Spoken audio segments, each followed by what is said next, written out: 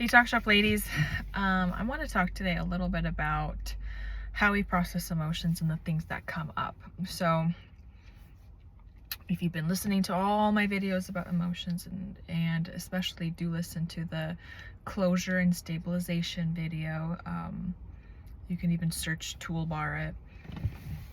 I talk about, how do I start with this? Especially when I'm starting working with new clients. We are warming up to feeling and experiencing emotions and body sensations. Working in the feminine space, it's all about embodiment practices, right? All these different somatic treatments and therapies, it's about your emotions. I was just on a call, as a student, and it was called pelvic bowl practice, I think. And the woman was just guiding us through inner visualization, imagination, and feeling our body, dropping in, first sensing our every, body part, being aware. Do we feel tightness? Using our imagination in our pelvic area, our womb, the front, the back. What do you sense? What does it feel like? What's coming up? Whether it's deep trauma counseling work I've done with clients, whether it's coaching stuff where I'm teaching you women how to process this stuff. My point being is every person, every woman, myself, we are learning or remembering. I like this. I know that we're learning all these ideas and concepts in science, but what it really is just remembering what our body was meant to do in the first place. And it's to feel, to process, to experience. There's a lot of wisdom and intuition tied into our body sensations. And the more we can tune in and recognize where we feel uncomfortable, what feels off, what we're uncertain, what brings us peace, pleasure, lightness, etc. Those are all part of our experience to get to where we want to be in life. And when I'm beginning to work with clients, typically, it's not uncommon for them to struggle to feel. And they'll go into like, what's happening, what I think is happening, what's going on, do I do this? Like super in our heads. I've done it too, I still can do it, right? And it's all about, it doesn't matter about the process, like trust me to guide you, but how are you feeling? And a lot of times women are completely disconnected from their emotions, their bodies. They distract, they dissociate, they numb out. Throughout life, like we're just kind of coping, surviving. We don't even know when we're triggered. We just know all of a sudden I'm doing things that are unhealthy for me. All of a sudden I'm spending money. All of a sudden I'm eating a lot. All of a sudden I'm, watch 24 seasons of Netflix, right? All of a sudden I already hit my coping mechanism, but I didn't even know I was triggered, or I don't even know what triggered me. And I definitely don't know the deeper root of why that deeply bothered me. So how do we expect to live in life when we can't manage emotions and we don't even recognize emotions, pains, all of that? It is deeply affecting us. Hence why we do what we do, or we lash out, we collapse, right? Versus, oh, I feel an emotion. What do I want to do with it? How do I want to respond? I have control over this. Wow. How do I want to resolve this? How do I want it to pass through my system? And then I choose how I respond, what I do in life, and what do I do next. And so when I'm working with clients in the beginning, and if this is you, this is encouragement for you, many times in the beginning, clients are like, am I doing this wrong? Is this right? Oh, what do I do now? Oh, this came up. Oh, this feels like a lot. That's too much. Or, oh, nope, nothing's happening. I'm fine. And it's all about regaining safety to feel. And I never dive into the deepest, darkest traumas a person has right away. If you don't have the systems to do that, why would I push into that? It's like pushing someone off a cliff and they don't even know how to swim. We're just getting used to water. What does water feel like? Can you at least put your hand in it? Okay, you don't have to do your whole hand. Can you do a fingertip? But it's the temperature of the water. You want to play over here where you're getting accustomed. Same thing with emotions. And emotions, I think, like, especially when I'm thinking about feminine, and we've talked about feminine chaos, there's so much. We need that containment. Something to hold us. Excuse me. We have to be able, though, to learn how to navigate this ocean. And it's not to say sometimes, man, days are hard or emotions are big or things come out, but there has to be some level of confidence or even competency to deal with it. I'll give you an example of one of my clients I'm working with. When we started to work together in the beginning, it was like, I don't know how to do this. I can't, this isn't working. Maybe this is just not working with me. Wait, sorry, my headphone popped out. Do you think it's ever gonna work? And it's a lot of like, yes, like you have to continue to cultivate that presence, tuning in. It takes time, it takes patience, right? And we've gotten to a point now, we've worked together for a while, where she is finally able to like really navigate through these different emotions and things that are coming up. And that's huge for her. That's huge for any woman. And in the beginning, the thought of her feeling an emotion and being present and feeling overwhelmed was just so overwhelming. She would just like shut down, and it would deeply like unhinge her, if that makes sense. And so we have started very slowly. What does this feel like? Oh, this is an uncomfortable emotion. What does it feel like? Well, I feel really, kind of panicky. Okay, wow. Where do you feel that in your body? Okay, well, my chest. And am I breathing? Okay, we're starting to connect an emotion with where is it being hosted in the body. Well, let's breathe. Let's breathe into that. This is why I have all these videos for you ladies. What's polyvagal theory? How do we breathe? How do we go into that ventral calm mode? Okay, so panic, that's maybe not an emotion we want to go into. What else do you feel? Well, I feel some tightness, in my, I don't know, let's say shoulders. What does that feel like? I don't know. Nothing.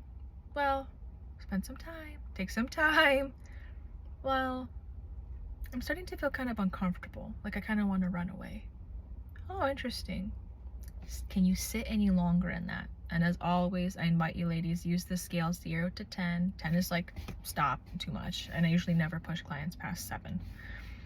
Where are you at? I'm a 5. Can you handle it? Yeah, I think I can. Right. These are the skills we are developing. Can you handle these emotions? Can you be present, right? Okay. Well, what's coming up? Well, nothing. It's okay. Just sit and feel. Be present. That's the muscle you're stretching, to be present.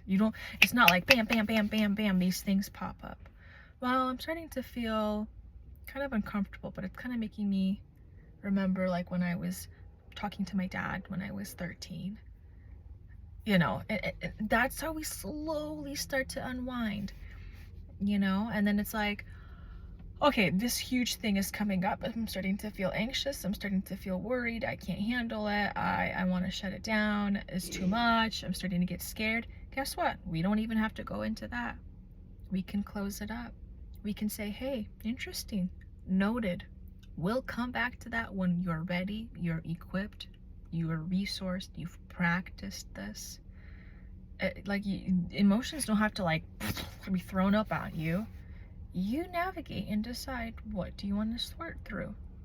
And that's how we integrate. And one of the examples I used with her, and of course I'm just throwing in lots of random examples, obviously it's not just talking about one client, it's always morphed examples of everyone. But the other thing was, I said, listen, it's like when you're driving a car for the first time. I don't know about you, but I was like extra careful. Everyone can go around me. I don't care. I'm not going above the speed limit. And I was, this is how we protect ourselves, right? It's like, let's say I need to get gas, or I need to pull over, or here's a store and here's a complicated entryway or exit, or maybe, if I go ahead, there'll be an easier one. Guess which one I would go to? The easier one. Or if I need to go pull up to the street, I go find, what's it called? Sorry, I'm a little distracted. Lots of kids are running outside right now. Anyways, I'd pick what was easy. I was like, wow, this is already big. I'm like very hyper aware driving.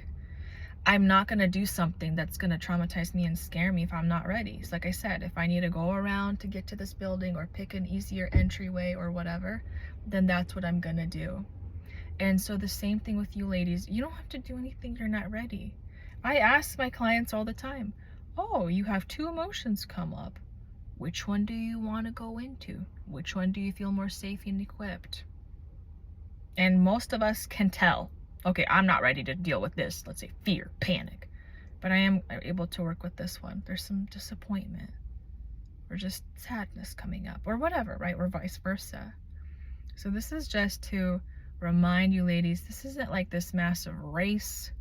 This isn't like, you know, sit down and process everything in life right away. I mean, there's layers to healing. I remember, besides working through some core wounds that I've made some amazing progress in life. I remember I was like, wow, there was like stages. At first, there's this huge thing that had happened in my life. And I was processing through deep anger to the point where it felt like hatred. Do you think that that was fun to feel?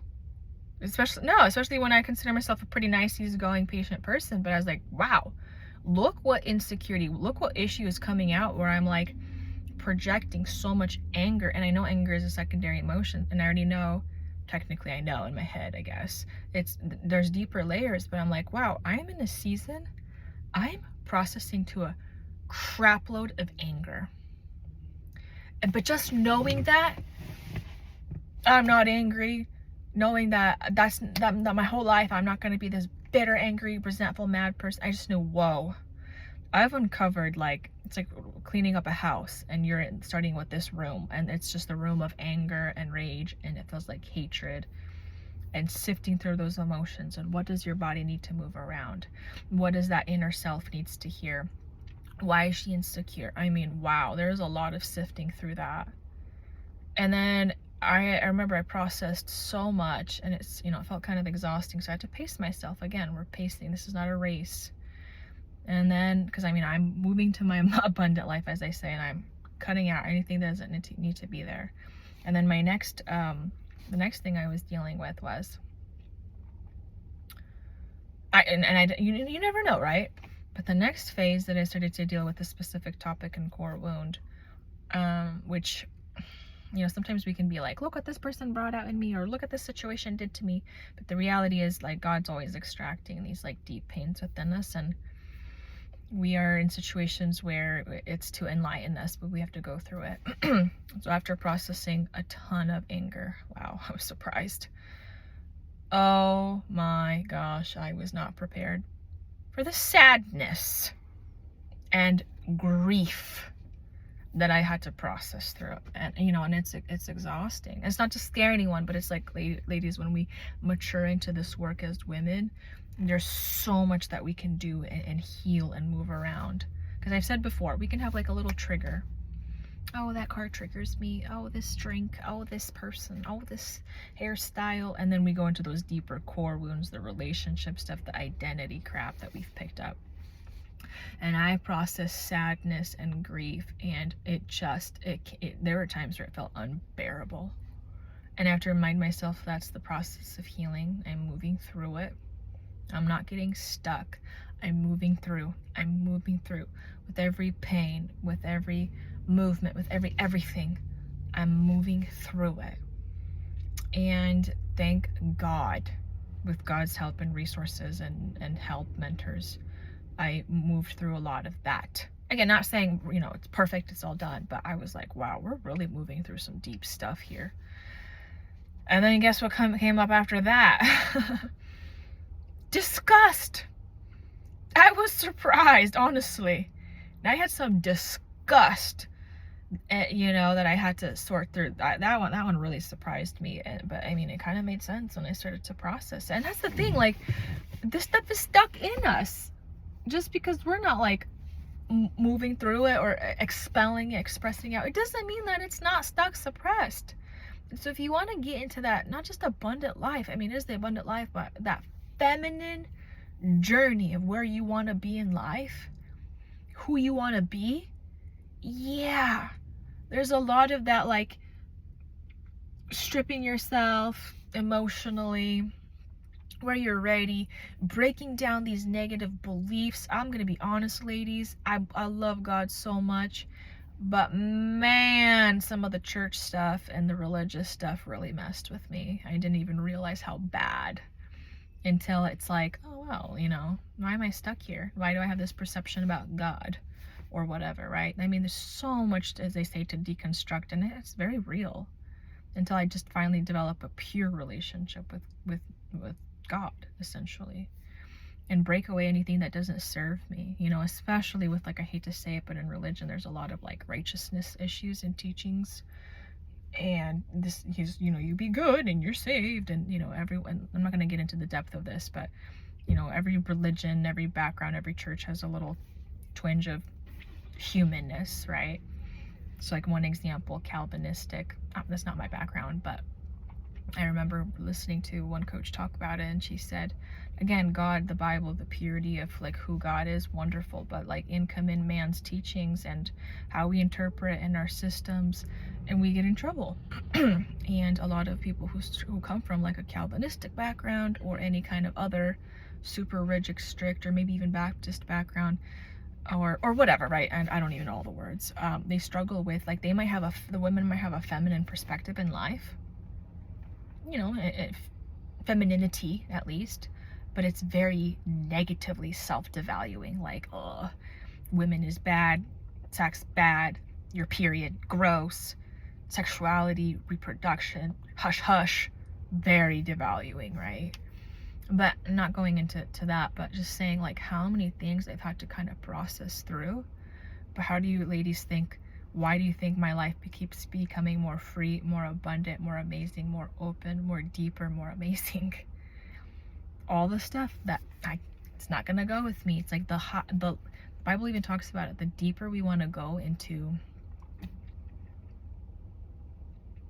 I don't know, what do they say? It's like the road to what's that Bible verse, that the road to Christ, or it's like narrow or something. And I don't think it's about salvation. I think like, wow, we just have to unpack a lot to just genuinely connect with God.